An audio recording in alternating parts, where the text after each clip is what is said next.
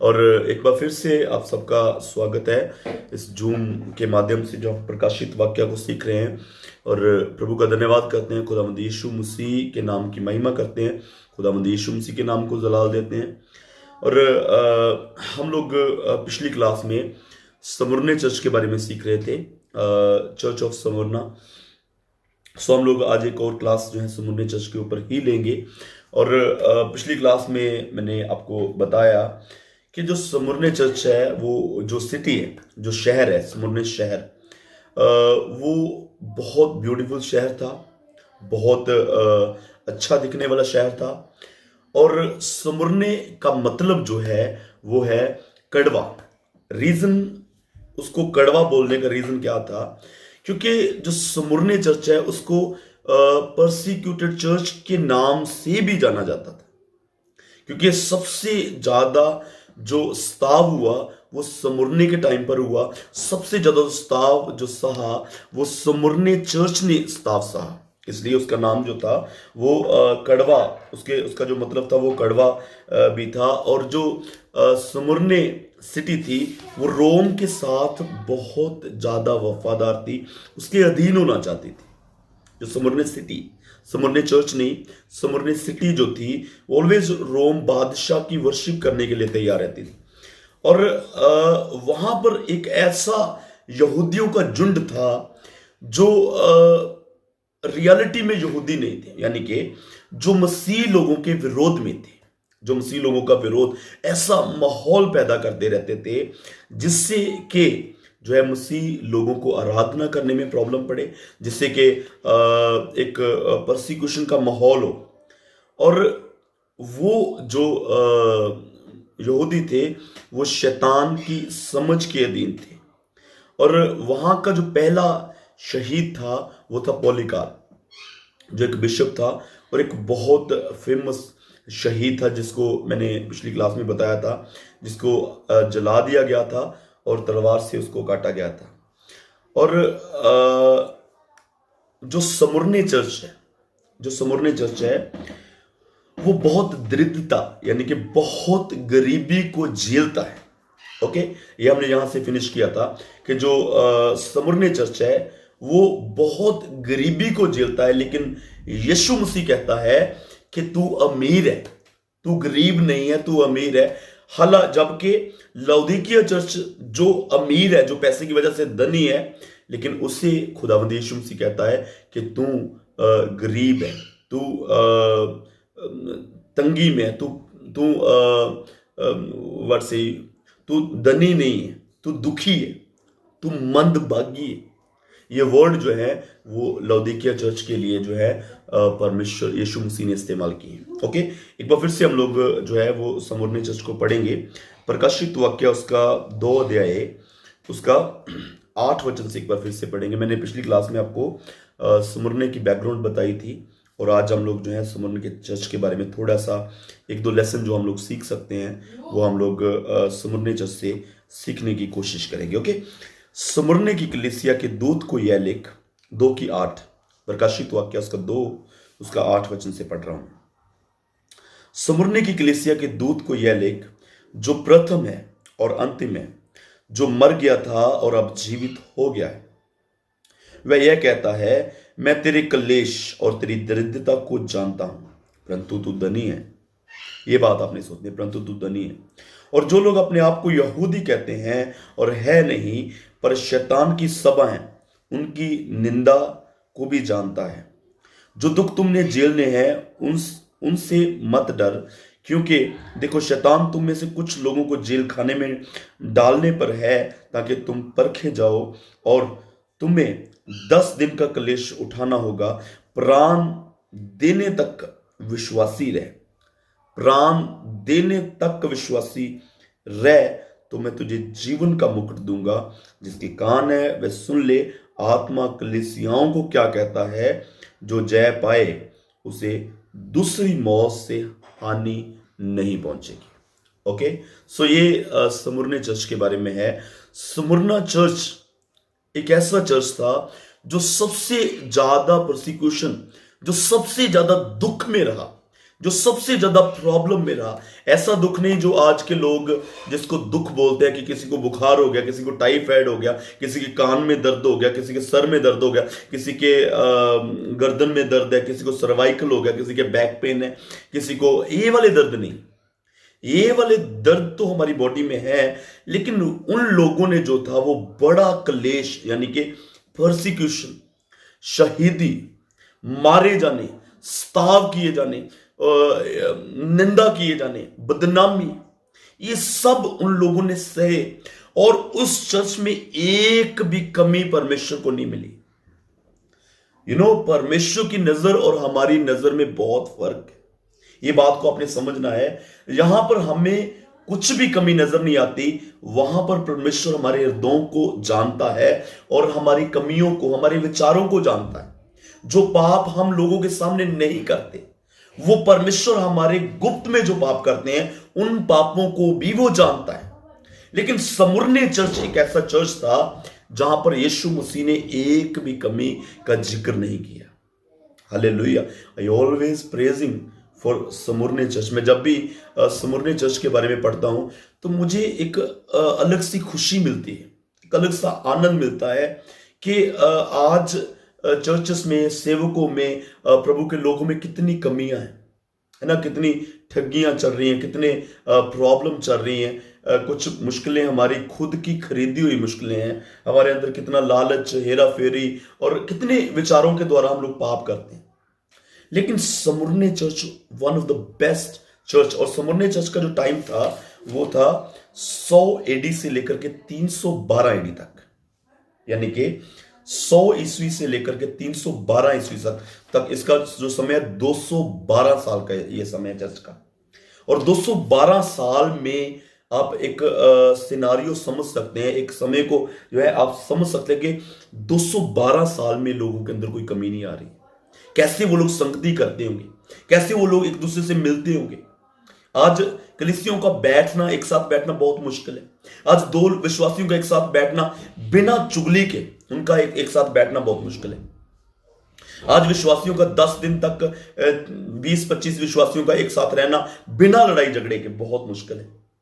किसी का विरोध किए बिना रहना बहुत मुश्किल है। लेकिन ये कैसा चर्च था, इन लोगों ने कैसा, जस्ट आप लोग समझ के देखें। हम लोग बोलते हैं मसीहत बड़ी मुश्किल है, हम लोग बोलते हैं मसीहत बड़ी टफ है, हम लोग बोलते हैं मसीहत में नहीं चला जा सकता, हम लोग बोलते हैं बिना पाप किए, बिना किसी से लड़ाई झगड़ा किए हम रह ही नहीं सकते। लेकिन लुक एट स्मुरने चर्च, वो भी हमारे जैसे ही लोग थे, वो लकड़ के बने हुए लोग नहीं थे।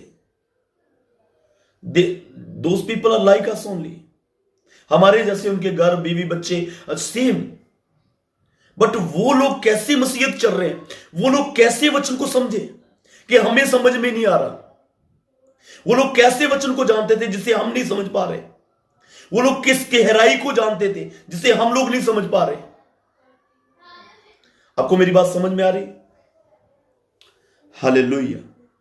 तो लिखा है जो प्रथम और अंतिम है, जो मर गया था और अब जीवित है, वह यह कहता है कि मैं तेरे कलेश और दृढ़ता को जानता हूं, मैं तेरी गरीबी को जानता हूं, मैं तेरे कलेश को जानता हूं, जो दुख तू उठा रहा है।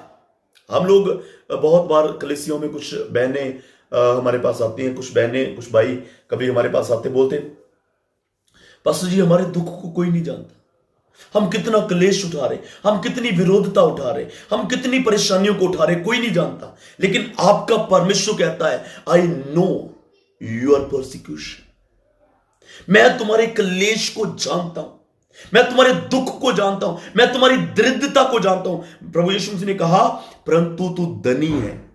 इस बात को समझना आपने। यीशु मसीह कह रहा है कि तू गरीब नहीं है, तू पैसे से गरीब हो सकता है, तुम्हारे घर छोटे हो सकते हैं, तुम गरीब हो इस वजह से, लेकिन परमेश्वर की नजर में ये गरीबी नहीं है। हालेलुया।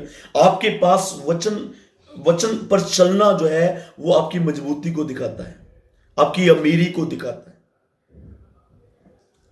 एक कोई जन कहता है मैंने अपनी पॉकेट में देखा तो मेरी पॉकेट में कुछ भी नहीं था, मैंने अपने पर्स में देखा तो मुझे लगा कि मैं बहुत गरीब हूं, मैंने अपने एटीएम में देखा मुझे लगा मैं बहुत गरीब हूं, लेकिन मैंने अपने दिल में देखा तो मेरे दिल में यीशु मसीह था और मैंने कहा कि मैं सबसे अमीर हूं।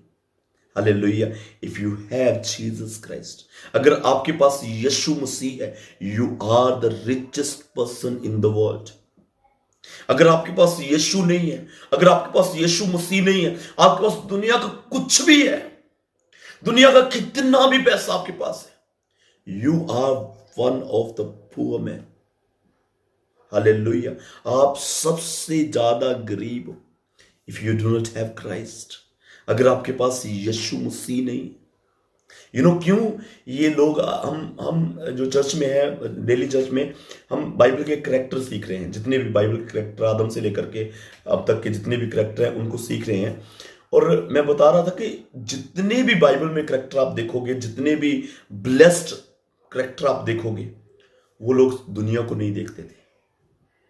उनकी आंखें सिर्फ परमेश्वर पर लगी हुई, उनकी आंखें सिर्फ खुदावन पर लगी हुई, उनकी आंखें सिर्फ परमेश्वर पर। दुनिया रूठती है, रूठने दो। दुनिया जाती है, जाने दो। दुनिया आपका विरोध करती है, करने दो। दुनिया आपके विरोध में है, होने दो। You have Christ, you have Christ, you are blessed. अगर आपके पास यीशु मसीह, आप ब्लेस्ड हो। लिखा है तू धनी है। और जो अपने आप को यहूदी कहते हैं और नहीं है पर शैतान की सभा है, उनकी निंदा को भी जानता है।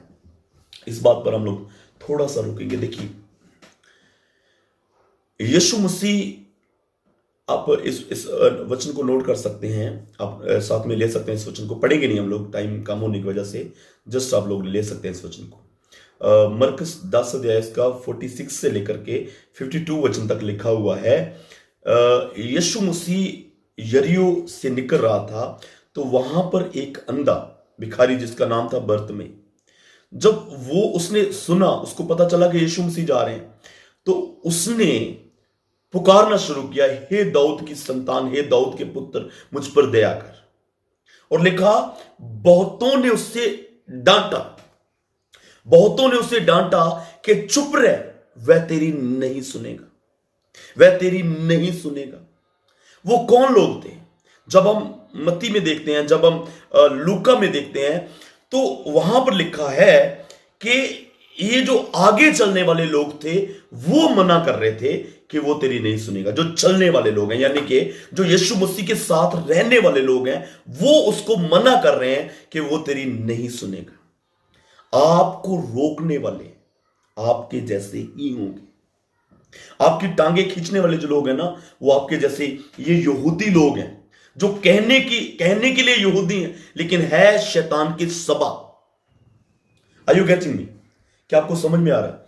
ये लोग कहने को यहूदी हैं, लुक लाइक यहूदी, पहरावा यहूदी, प्रेयर यहूदी, चलना यहूदी, बातें करना यहूदी, लेकिन अंदर से यहूदी नहीं। अंदर से उस परमेश्वर का विरोध करने वाले। आपके साथ चर्च में चलने वाले कुछ लोग ऐसे आपको मिलेंगे जो आपको गिराने वाले होंगे। चर्च में आपके साथ बैठते होंगे, आपके साथ वर्शिप करते होंगे, आपके साथ बैठते होंगे, चर्च में जाते होंगे आपके साथ, लेकिन लिखा है कि तू उनकी निंदा को जानता है, जो दिखने में यहूदी है लेकिन है नहीं। मैंने पिछली क्लास में जब हम अफसुस चर्च के बारे में सीख रहे थे, मैंने आपको बताया था कि उसको यीशु मसीह ने कहा कि जो अपने आप को रसूल बोलते हैं, जो अपने आप को प्रेरित बोलते हैं, तूने उन्हें परख कर झूठा पाया। 2 की हम लोग जब 2 वचन पढ़ते हैं, वहां पर लिखा हुआ है कि मैं तेरे कामों को, तेरी मेहनत को, तेरे धीरज को जानता हूं। और जो यहूदी जो प्रेरित, अपने आप को प्रेरित कहते हैं और है नहीं, तूने उन्हें परख कर झूठा पाया। अंडरस्टैंड, इस बात को थोड़ा सा आपने समझने की कोशिश करनी है कि हमने प्रेरितों को भी पहचानना है और हमारे साथ जो बैठने वाले यहूदी हैं उनको भी पहचानना है। हालेलुया। जो प्रेरित है, और कैसे आप पहचान सकोगे? आपके पास सबसे बड़ी जो मीटर है आप किसको पहचानने के लिए, वो है परमेश्वर का कलाम। अगर तो आप परमेश्वर के कलाम को जानते हैं, आप झट से पहचान जाएंगे सेवकों को भी और विश्वासियों को भी। अगर आपके पास वचन है, if you do not have the word, अगर आपके पास वचन नहीं है, आप झूठों को सच्चा बोलते जाएंगे और सच्चों को झूठा बोलते जाएंगे, then you cannot understand.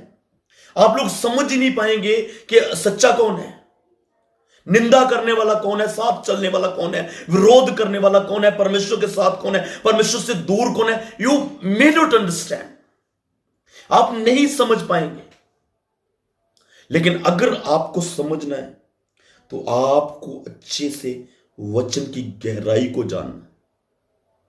Hallelujah. आज वचन नहीं है। आज इस समय में आप चर्चेस में जाकर के देखो, वचन की कमी है। They are not sharing word of God. बस चंगाई के लिए तैयार हो जाओ, शिफा के लिए तैयार हो जाओ, शिफा के लिए तैयार हो जाओ। बस चंगाई चंगाई चंगाई, आज चंगाई, अगले संडे चंगाई, अगले संडे चंगाई, अगले संडे चंगाई, अगले जितने संडे चर्च में जा रहे चंगाई, बस चंगाई। और कब खुदावंत का वचन सुनाएंगे भैया? कब परमेश्वर के वचन से लोगों को जागरूक करेंगे? कब लोगों को पत्रियां समझाएंगे? कब जो डॉक्ट्रिन संत पौलुस ने बोले कब समझाएंगे? कब इन लोगों को समझाएंगे, वचन को जानेंगे, ये लोग अच्छे पास्टर को पहचान सकें। आज अच्छे पास्टर के बारे में क्यों नहीं सिखाते, अच्छे चरवाहे के बारे में क्यों नहीं सिखाते लोग कि मेरी भी पोल खुल जाएगी। अगर मैं अच्छे चरवाहे के बारे में लोगों को सिखाऊंगा, अच्छे पास्टर के बारे में लोगों को सिखाऊंगा, तो मेरी भी पोल खुल जाएगी भैया। लोग मुझे भी जान लेंगे कि तू कौन सा इस वचन में पूरा है। इसलिए ऊपर ऊपर रखते हैं लोगों को, वचन से गहराई में नहीं लेके जाते, दूर दूर रखते हैं भैया। दूर दूर रहो वचन से। है चंगाइयां चाहिए मिल जाएंगी, है हीलिंग चाहिए मिलेगी, पैसा चाहिए मिलेगा, जॉब चाहिए मिलेगी, बाहर वीजा चाहिए मिलेगा, सब कुछ मिलेगा। लेकिन वचन से दूर रह भैया, क्योंकि जिस दिन तू वचन को जान गया तो मुझे छोड़ के चला जाए। हालेलुया। लिखा, जो दुख तूने झेलने हैं उनसे मत डर। देखिए, एक बात समझनी आप सबको, जितने भी लोग मुझे अभी देख रहे हैं, आपको एक बात समझनी अच्छे से। प्रभु के वचन में कहीं नहीं लिखा कि तुझ पर दुख नहीं आएंगे। ये बात आपको समझनी है। परमेश्वर के वचन में कहीं पर भी ये नहीं लिखा कि तुम्हें दुख नहीं उठाने पड़ेंगे। ठीक है, ये लिखा है कि दुखों को सहने के लिए तैयार है। हालेलुया। ये लिखा है कि प्रार्थना कर कि मैं परीक्षा में ना पड़ूं, प्रार्थना कर कि मैं कहीं दुखों में डोल नहीं जाऊं। संत पौलुस कहता है, कौन मुझे मसीह के प्यार से अलग करेगा? Who will separate us from the love of Jesus Christ? यानी कि दुख कुछ भी आ जाए, परेशानियां कुछ भी आ जाए, चंगाई मिले ना मिले, लेकिन मैं प्रभु में मजबूती से खड़ा रहूंगा। मैं खुदावंत के कलाम पर खड़ा रहूंगा। जो दुख तूने झेलने हैं उनसे ना डर। यीशु मसीह ने नहीं कहा, यहां पर नहीं कहा कि दुख तुझ पर मैं आने नहीं दूंगा, मैं तेरे सामने खड़ा हूं, तू मेरे पीछे खड़ा है, दुख नहीं तुझे आने दूंगा, मैं तुझे एक सरदर्द नहीं होने दूंगा, मैं तुझे एक विरोधता सहने नहीं। ऐसा नहीं कहा प्रभु ने। प्रभु के वचन में लिखा है कि अपनी सलीब को उठा, और सलीब का मतलब ही दुख।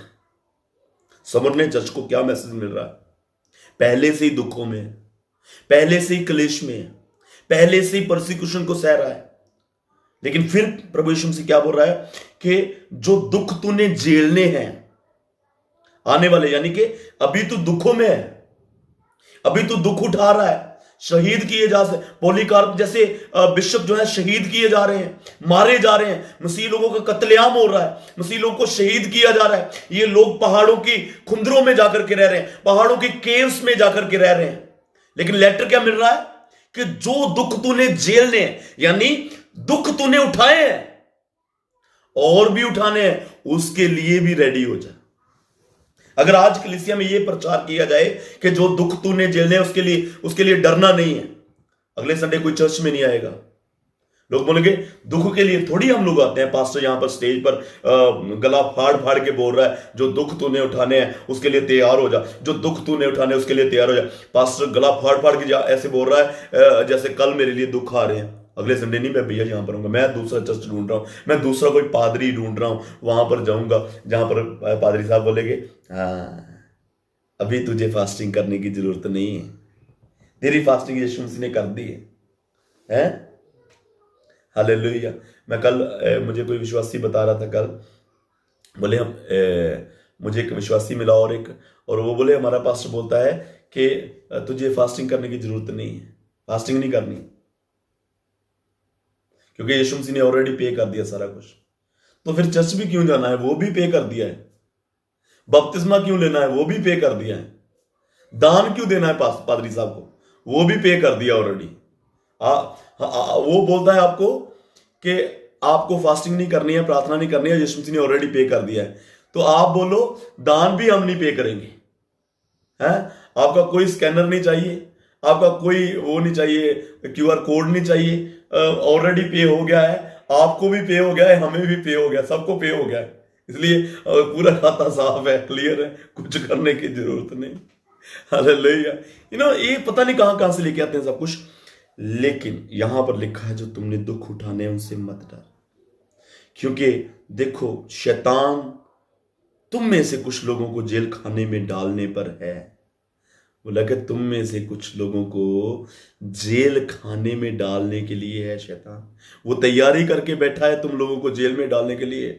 और हम मसीह आज के 21st सेंचुरी चर्च बोले प्रभु पास्टर जी प्रार्थना करो, हमें दुख नहीं आना चाहिए। पास्टर जी क्यों हमें दुख आ रहा है? आपके पास नहीं आएंगे, दूसरा पादरी ढूंढेंगे, दुख आ रहा है, हमें दुख आ गया, हमें दुख आ गया। सबसे बड़ी प्रॉब्लम आज हम इसलिए अच्छे मसीह नहीं बन पा रहे, हम लोग परीक्षाओं से डर रहे हैं, हम लोग परीक्षाओं से डर रहे हैं, इसलिए अच्छे विश्वासी नहीं बन पा रहे। विश्वास वो है जो परखा हुआ विश्वास है। मैं फिर रिपीट कर रहा हूं, विश्वास वही है जो परखा हुआ विश्वास है। सोना वो जो बट्टी में से निकला हो, और विश्वास वो जो परखा हुआ हो। हालेलुया। फिर से बोल रहा हूं, सोना वो जो बट्टी में से निकला हो, और विश्वास वो जो परखा हुआ हो। अगर आपका विश्वास परखा नहीं है, आपका विश्वास नहीं है। आपके विश्वास को परख में से जाना है। परख कैसे होगी? दुख में। सोना कैसे परखा जाता है? आग में। आपका विश्वास कैसे परखा जाएगा? दुख में। अगर तो दुख में आप खड़े रहे प्रभु के साथ, एकदम से standing, you are standing with God in your troubles, in your problems, आपकी परेशानियों में, आपके दुखों में, अगर तो आप प्रभु के साथ खड़े हैं, हालेलुया, तो आपका विश्वास परखा हुआ है और वो वैल्यूएबल फेथ है। हालेलुया। लेकिन अगर आप दुख कभी उठाया ही नहीं, एक दुख आया चर्च बदल दिया, दुख आया चर्च बदल दिया, एक पूरे पंजाब के चर्च घूम लिए है। यहां पर दुख आया, बुखार हो गया, पास में प्रार्थना करी, बुखार नहीं गया रहा, भी दूसरा चर्च। वहां पर टांग दर्द हो गई, वो तीसरा चर्च, चौथा चर्च। एक सॉन्ग सुना मैंने, बोले 12 महीने और 13 पास्टर। आज ऐसा हाल है विश्वासियों का। ओके सुनो, लिखा है प्राण देने तक विश्वासी रहे। कब तक विश्वासी रहना तुझे? देखो यहां पर उनको तसल्ली नहीं दी जा रही, समरने चर्च को तसल्ली, जबकि हम होते, आप होते ना, तो तसल्ली देते कि समरने चर्च कोई बात नहीं है, कोई बात नहीं, अभी नहीं तुझे दुख आएंगे, टेंशन ले, बहुत दुख उठा लिए तूने, 50 साल दुख उठाए तूने, अभी नहीं दुख आएंगे। लेकिन प्रभु क्या बोल रहा है? जान देने तक वफादार रहे। हालेलुया। आपकी मसीहत 5-7 साल की मसीहत नहीं है। मत सोचो कि 1 साल चल रहे हम लोग मसीह हो गए। जान देने तक वफादार रहना। गलतियां चर्च को क्या लिखता है? गलतियां 3 चैप्टर 1 वचन से लेकर के 5 वचन तक का आप पढ़ोगे तो वहां पर लिखा है कि तुम कैसे मूर्ख विश्वासी हो कि तुम आत्मा से शुरू करके शरीर के द्वारा फिनिश करते हो। आत्मा के द्वारा शुरू करके शरीर के द्वारा फिनिश नहीं करना। हालेलुया। बल्कि प्राण देने तक वफादार रहना है। आपको कब तक मसीह रहना है? लास्ट तक, जब तक आपके अंदर सांस है तब तक मसीह रहना है अपने। कब तक चर्च में जाना है? कुछ लोग बोलते हैं, कुछ लोग चर्च में जाएंगे ना, बोलेंगे पास्टर जी हमें कितने संडे चर्च में आना है? पास्टर बोलेंगे 7 संडे आ जाओ, 5 संडे आ जाओ, 3 संडे आ जाओ, वो 3 गिनते रहते हैं, वो 5 गिनते रहते हैं, वो 7 गिनते रहते हैं, वो बस गिनती करते रहते हैं कि कितने चर्च हो गए, कितने संडे हो गए हमें जाते हुए, कितने संडे हो गए जाते। अरे भैया गिनती नहीं करनी, खुदावंत को जिंदगी देनी है, पूरी लाइफ। कितने संडे चर्च आना है? पूरी लाइफ आना। कितने संडे, कितने सप्ताह फास्टिंग करनी है? पूरी लाइफ करनी है, सप्ताह की 1 और 2 फास्टिंग। हालेलुया। कब तक चर्च में आना है? जब तक हो, जब तक जीवित हो, तब तक आपको खुदावंत के साथ। कब तक सलीब उठानी है? जब तक जीवित हो। हालेलुया। हमें स्मुरना चर्च से क्या शिक्षण मिलता है? What we learn from the church of Smyrna. Hallelujah. अभी जो चर्च चल रहा है वो स्मुरना नहीं चल रहा है, लेकिन हम अपनी हिस्ट्री से बहुत कुछ सीखते हैं। हालेलुया। हमें ठोकरें खाने से जो पत्थर है ना, वो गोल हो जाता है। हमें जिंदगी में ठोकरों से बहुत कुछ सीखने के लिए मिलता है। इस पवित्र बाइबल में बहुत लोग बोलते हैं कि लोगों की गलतियां लिखी गई इस बाइबल में। बहुत लोग इस बात को क्वेश्चन करते हैं कि इस बाइबल में जो है वो बहुत से लोगों की गलतियां जो है मेंशन कर दी गई, बहुत से लोगों के गुनाह मेंशन कर दिए गए, बहुत से लोगों की गलतियां बाइबल में मेंशन कर दी गई। वाई? क्यों बाइबल में गलतियां लिखी गई? क्योंकि इसको पवित्र बाइबल बोलते हैं। ये किसी का पक्षपात नहीं करते, चाहे वो अब्राहम हो, चाहे वो दाऊद हो, चाहे वो मूसा हो, चाहे वो पौलुस हो, चाहे वो पतरस हो, चाहे वो कोई भी हो, चाहे मैं और चाहे आप, ये किसी को सेपरेट नहीं करते। और गलतियां इसलिए लिखी जाती हैं। दाऊद की गलती किस लिए लिखी गई? दाऊद ने गलती की, इतना अच्छा प्रभु का दास, उसने गलती की। उस गलती क्यों लिखी गई बाइबल में? ताकि उसकी गलती से हम लोग सीख सकें कि हम लोग भी इतने आत्मिक होकर के दाऊद के जैसे ना गिर जाएं। समसून की गलती क्यों लिखी गई? कि हम लोग उसकी लाइफ से सीख सके। उसकी गलती हमारी गलती नहीं होनी चाहिए, उसकी गलती हमारी गलती नहीं होनी चाहिए। गिदौन की गलती क्यों लिखी गई? कि उसकी गलती हमारी गलती नहीं होनी चाहिए, उसकी गलती उसी की गलती होनी चाहिए। अंडरस्टैंड? समझ में आ रहा है? उसकी गलती को आपने नहीं अडॉप्ट करना। वो इसलिए लिखा गया कि उसका जो हाल हुआ वो तुम्हारा भी हो सकता है। हालेलुया। सो स्मुरना चर्च में एक भी कमी नहीं है। क्या आपकी लाइफ में कोई गलती है? क्या आप उस गलती को इग्नोर करते हैं? आप गलती में हो, लेकिन उस गलती को आप मान ही नहीं रहे, उस गलती को आप गलती समझ नहीं रहे। Hallelujah. So listen from Smyrna church, understand from Smyrna church. Hallelujah. हमारी लाइफ में कितने लोग गवाह होने चाहिए? मैं एक बात बता रहा था कि अयूब की जिंदगी में 5 लोगों ने गवाही दी, 5 लोगों ने टेस्टिफाई किया कि अयूब धर्मी था। ठीक है, एक परमेश्वर ने, मैं आपको बाइबल के वर्सेस आपको बताऊंगा, अगली क्लास में हो सके तो बताऊंगा आपको। अयूब को परमेश्वर ने कहा कि इसके जैसा कोई नहीं है। अयूब की गवाही डेविल ने दी कि अयूब के जैसा कोई नहीं है। अयूब की गवाही कि वो धर्मी है, उसकी पत्नी ने दी। अयूब की गवाही उसने खुद दी, उस खुद भी बोला कि मैं धर्मी हूं। और 5वां, उसके जो दोस्त थे उन्होंने उसकी गवाही दी। समझो आप इस बात को। क्या आपकी लाइफ में इतने गवाह हैं जो आपकी धार्मिकता की गवाही दे रहे हैं?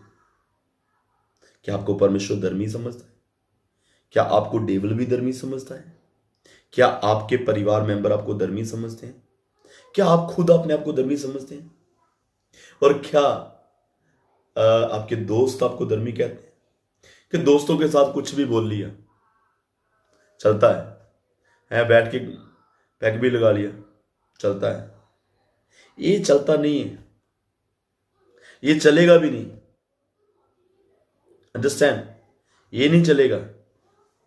आपको अपनी लाइफ को क्लियर रखना है। Understand from Smyrna church. Okay. और लिखा जिसके कानों में सुन ले कि आत्मा कलीसियाओं से क्या कहता है। जो जय पाए उसको दूसरी मौत से हानि ना पहुंचे। ये दूसरी मृत्यु क्या है? What is second death? You know, मैं एक बात बोलता हूं, बहुत मुझे अच्छी लगती है बात। इस बात को थोड़ा समझना आपने। जो एक बार पैदा हुआ वो 2 बार मरेगा, और जो 2 बार पैदा हुआ वो 1 बार मरेगा। फिर बोल रहा हूं, जो 1 बार पैदा हुआ वो 2 बार मरेगा, और जो 2 बार पैदा हुआ वो 1 बार मरेगा। इस बात को हम लोग कैसे समझ सकते हैं? कैसे इस बात को, लास्ट बात मैं आपको समझा करके दूसरी मौत के बारे में हम लोग फिनिश करेंगे। फिर से बोल रहा हूं कि जो 1 बार पैदा हुआ वो 2 बार मरेगा, और जो 2 बार पैदा हुआ वो 1 बार मरेगा। इसको कैसे हम लोग एक्सप्लेन कर सकते हैं? एक, हमारा जन्म जो है वो है हमारी माँ से, जो हमारी माँ ने हमें इस दुनिया दिखाई, इस दुनिया में लेके आई, दैट इज फर्स्ट बर्थ। लेकिन जो सेकंड बर्थ है, जब आप तौबा करते हैं, जब आप बैप्टिज्म लेते हैं, रीबॉर्न क्रिश्चियन, जब आप तौबा करते हैं, जब आप बैप्टिज्म लेते हैं, तो आपका दूसरा जन्म होता है, बॉर्न अगेन। ठीक है? जब आप 2 बार जन्मे तो आपको जो दूसरी मौत का सामना नहीं करना पड़ेगा, जो नर्क में है। दूसरी मौत नर्क की मौत को बोला गया। एक मौत तो आप मरेंगे, ठीक है? और अगर आप 1 बार पैदा हुए, अपने तौबा बख्श नहीं लिया, तो आप पक्का 2 मौत मरोगे। ये आपके हाथ में है कि आप क्या करना चाहते हैं। ये आपके हाथ में है कि आप कैसे चलना चाहते हैं। This is up to you only. कोई आपके ऊपर प्रेशर नहीं, कोई आपके ऊपर बंदिश नहीं है, कोई ऐसे ही चलना है। परमेश्वर फ्री विल देने वाला परमेश्वर है। आदम को भी उसने फ्री विल दी, इवन के जो लूसीफर डेविल था उसको भी फ्री विल दी। जो तेरी मर्जी है वही कर। हालेलुया। आज हम पर है कि हम क्या करना चाहते हैं। ओके, आइए हम लोग आंखों को बंद करेंगे और प्रार्थना करेंगे। आज